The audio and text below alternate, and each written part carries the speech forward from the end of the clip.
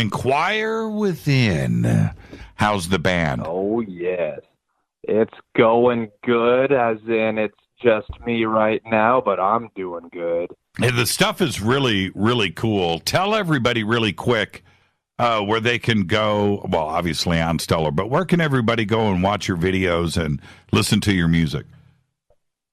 All right. Well, the big demon Facebook right now has a lot of my stuff, and then I've been off Facebook for almost a year. I just got back on it a couple months ago because I realized that in the music world, you still kind of need it to reach people. I've been on Instagram a lot, but on Stellar, that's my baby now. Yeah, you're doing really good over there, but you have a huge fan base, and so you kind of are you feeling the same pain that I am, where you probably got 100,000 fans over, and I'm not exaggerating, over on your Facebook page, and you can't abandon them. You know what I mean? They got you to where you are, so you can't. Do you feel a little guilt about that? Do you still have to go back and pay a little bit of attention, or are you just inviting everybody over to On Stellar? I've started to invite people over to On Stellar. I don't think I'll ever quite totally get off of Facebook, just because that is where the bulk of the people are, and I need them to see what I'm doing. And then also, I try to be, in the disclosure world, my goal is to be more of a bridge. And so, like with the lyrical content, the videos, and all the stuff I have coming out this year, Facebook will probably be the primary thing I market on. Right. But that's just because I try to reach people that haven't been introduced to a lot of these topics. And I'm not an expert in many of these topics, but through the videos I'm making right now and the lyrics I'm writing, I'm trying to just guide people to the sources that will better educate them on that, and then they can kind of find the truth from there. If you don't mind, I know that you know a little bit about me and how my mind works, but this is the first time that you've called into the show, so I've got questions for you. Can I go? Oh, Can I go? Interesting. Go for it. Okay. First off, I've spent a lot of time listening to your stuff. And there's a couple of things that I really enjoy about you. You have different styles. It's like, the production and the composition and what it's about it's almost like the moment. And then you go off into what inspires you, to have these, these different types of, I'm a musician. I've produced many bands. This is what I do. So when I hear something, I pick it apart, and for you, I see the creativity seems more like in the moment, and you just go for it. Is that what's happening with your stuff? Yeah, I'd say that's definitely what's happening with the stuff I'm writing right now.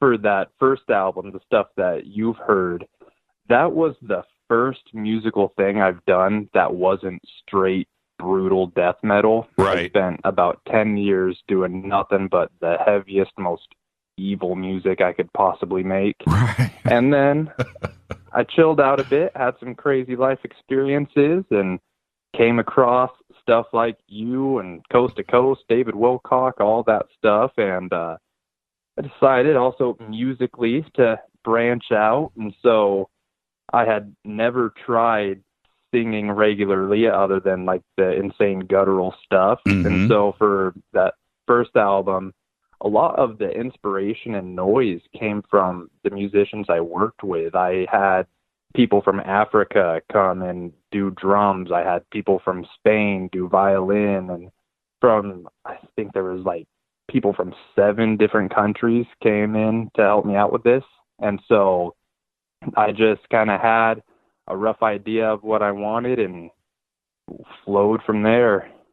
What do you think about, and when I hear you talk about that, because if you're if you're a good musician, if you understand what it takes to, craft a song, and you've got a grip on that, you can jump into any style, and you also appreciate all styles. And I just went out to dinner. Wilcock and I went out to dinner with Peter Takarin of Hypocrisy, and Peter, his bands like Hypocrisy or Pain are totally different bands. And then he's got, Roadhouse, which is a straight blues band. And he's got these different styles too. And I could see Peter going off into completely different areas too as well. And still have, your metal roots. And is that, when I say things like that for the audience, that's exactly what's going on, isn't it? Yeah, definitely. It's funny that you bring up Hypocrisy, because I've had a lot of people message me about Hypocrisy, because I hadn't checked them out before until I put out that first album. Right. And then I was YouTube searching my own band, and it's Inquire Within. Hypocrisy has a song called Inquire Within. That's and right. That was the thing that kept popping up above my stuff. So I was like, oh, what is this? And then I was like, oh, man, I should have found that a long time ago. I messed up on air. Everyone from Hypocrisy, I apologize. I said that you made the song Dimensional Bleed Through. That was Kralis. So Kralis and Hypocrisy, I am sorry. Forgive me. Man, that End of Disclosure song they put out, that's what got me to be a big fan. Peter, his knowledge of all things supernatural and paranormal, and it doesn't matter if it's life after death or life on Mars or disclosure, or it doesn't. His secret space program, you should hear. He knows it all, man, and he really is a student of us, of our world. And for him to turn around and make these videos and write these songs, he's not telephoning it in. It's because this is what inspires him now. And I see that in your stuff too. When you start to approach a song, what comes first? Is it the music, or is it a subject? It's typically a subject. I for the most part, I'll write the lyrics first, and then, because I play guitar and I've taken enough classes to be able to write music, but singing is 90% of what I put my time towards, and writing. And so I typically will write the lyrics first and then write all the vocals, and I'll record the vocals and then write all the music around the voice. Mm-hmm. What's your rig? Pro Tools? I bounce between Cubase and FL Studio. Oh, really? Okay. Yeah. I'm an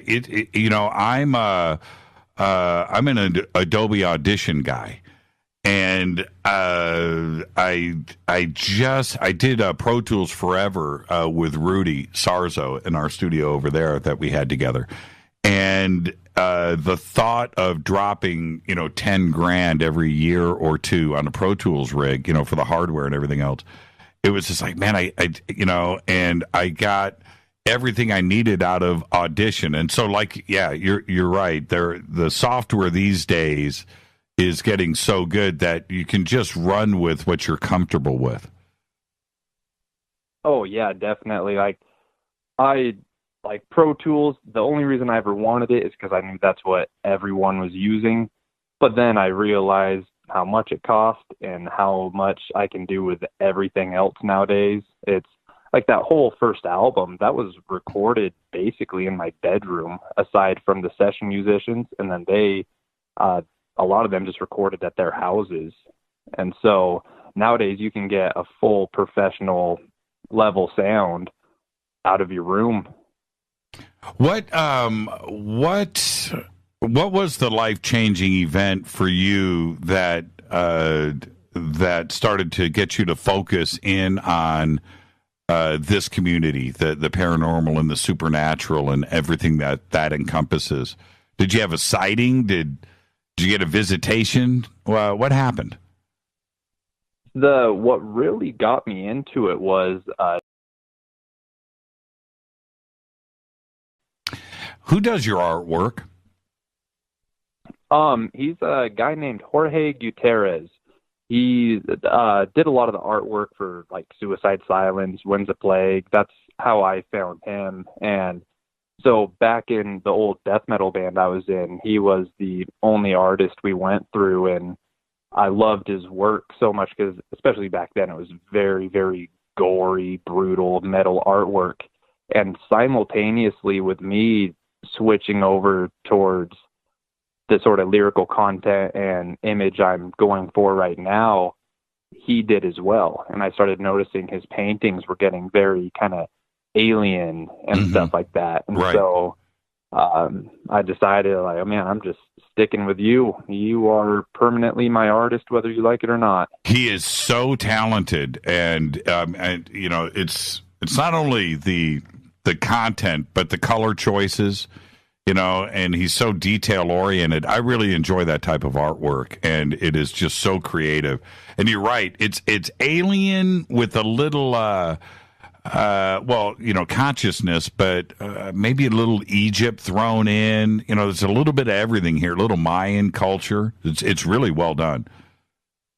Yeah. The album cover he did for me, it was pretty funny how he did it. I had sent him some lyrics for the album, and I told him, you know, just make what comes to your mind from that. And then a few days later, he sends me a picture of the painting version of that album cover, and then he made it digital. Yeah, it's incredible. Okay, now, inquiring minds inquire within, need to know how to read your logo.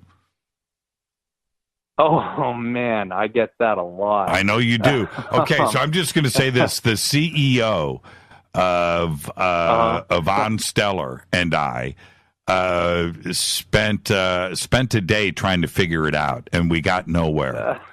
So you called into the show tonight. Inquire Within. So how do you do it?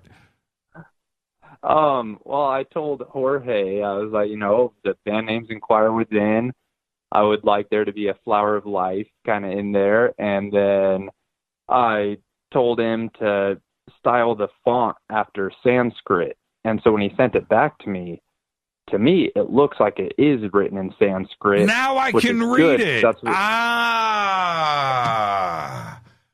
now, I like it that he pulled that off so good. But it says Inquire Within. It totally does. Yeah. And now it's staring at me in the face. Yeah, you know how a lot of death metal bands make their really ridiculous font that you can't read? Yeah. Well, I just did that in a peaceful way. It's so cool. So I was putting it up to the mirror. I was like, okay, I'm trying to, is it upside? It says Inquire Within. Really well done. Really well done. And so I'm not the only one that asked about the logo. Oh, no, I've gotten that a lot. And I think just because I knew what the band name was before I asked for the logo, to me, when I got it back, of course, automatically I knew what it said. I didn't take into account that 90% of the world has no idea what it says. But, you know, I'll stick with it. Yeah. You know, I wasn't even sure if you could read it backwards and forwards, you know, if it was a play on that. I was really trying to, because visually it's just, listen, Inquire, it's a really incredible logo. The music is fantastic. Your support of On Stellar, you know, got you a blue check mark, and I just want to thank you for that and for everything that you have done. Thank you. You know, now, do you have a website? I don't yet. I've been working on one. I don't know when I'll have it finished because I spread myself across 1,000 projects at once. Mm-hmm. But just Inquire Within on Facebook or Instagram at Inquire Within Reality. Just do the On Stellar thing. But speaking of On Stellar, I would like to on air thank Bobby Riv and Paul Lowndes for how helpful they've been to me and how quick they've been to respond. Those guys have been a lot of help. Yeah, you're everything that you have done on Stellar has just been very, very impressive, and we've noticed it. And so, no, I want to thank you too as well, and thank you for recognizing the team there because and Bobby and everybody that is over there. It's such there's a lot more names that need to be thanked, and I will do that over time. It would take me a whole show to do that, but it's a labor of love, man. We have put everything that we've left it all on the table, and I'm not kidding about that. It's a huge, huge project, but it's there, it's happening, and your presence and what you have done has just been incredible. So I encourage everybody to go over it now. Inquire just reactivated his Twitter account today. I did see that, by the way, just so you know. Yeah. And so for you, with so many fans out there, it was so funny to see this, that your first post was, "I haven't been here in 10 years," right? And I just I totally laughed about that, and so everybody can go. It's Inquire Official on Twitter. And I'll put it up there now. I just followed you, by the way. I'm your second follower. Oh, thank you. Thank you. No, yeah, that thank first you. follower, I think that's one of those bots that auto-follows people. So I think you're the official real one. Okay. Well, I'll get it up there, and just thank you so much. And the music is great. The videos are great. I love your video diary of the shoot that you did, and it's all really, really cool. So just thank you so much. Much success, and we got to get you back on the show, and we'll talk some more music and UFOs. Awesome. Yeah, definitely. I would love to talk about some UFOs with you sometime, my good sir. Thank you. Thank you for the surprise call, and just out of the gate tonight, and I really appreciate it. Thank you so much. Now go have some fun on Stellar, and hang out on Twitter. All right. Well, yeah, I'll be listening to the rest of the show and blowing you up on Twitter. Thank you so much, Inquire. Inquire Within, everybody, out of the gate. Thank you so much, first-time caller, and the honor is all mine. Thank you, Inquire. Well, thank you. Thank you. All right, I'm going to put up Inquire Within's links right here in Twitter, but you can go over to On Stellar, Inquire Within, right there. Videos, artwork, it's all there. Says Faded Black, I'm your host, Jimmy Church. I'm going to get out of here. I'll be right back. Inquire Within called in, man. That was pretty cool. That caught me by surprise. See, I can even be a fanboy. I can be a fanboy. I'll let it out. The music and the artwork and the project is really, really cool. It's incredible. So go over to onstellar.com and go seek out Inquire Within. And also, I just put up his Twitter feed. He hasn't been on Twitter in 10 years, and started today. So there you go. His links are right up there in our Twitter feed. If you're into anything paranormal, conspiracy, holistic, spiritual, any of those subjects, On Stellar is the place you want to be. So find me on Stellar. Just search Inquire Within. Also search for Jimmy Church. It's going to blow your mind.